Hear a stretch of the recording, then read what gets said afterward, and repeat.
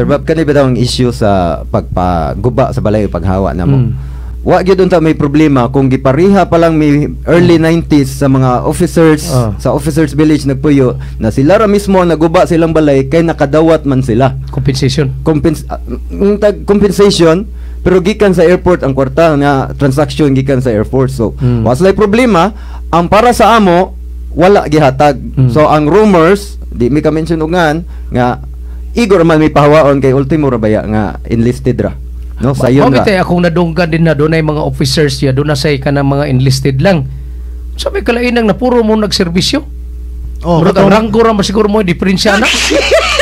Kato mga opisyal sa una kanang diya sa area sa Tamiya, opisyal may kakuha na gipantagaan gyud na sila diha. Atong klaro na sa mga naminaw wa ni connection ining existing karon nga demolition kay sa una, kato sa una expansion to sa airport.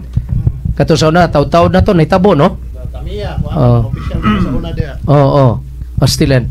Okay, ang ilang presidente si Sir Lieutenant Caro po. Si Lieutenant Caro. Lieutenant Clito Caro. Okay, sir. Kanang sampayan na kanang istorya ni Mr. Giangan. That time, sakto na yung giingon, ang officers gibayran. Gibayran sila kada balay. Okay. Bago nag demolish. Okay. Ang officers village o ang airmen's village magtapad. Okay. Kalsada lang ang utlanan. Okay. Ikaduha, ngano man ang officers gibayran. Kasi among nadunggan pagbayad nila sa officers o sa airmen's village sa baryo tawag airmen's village.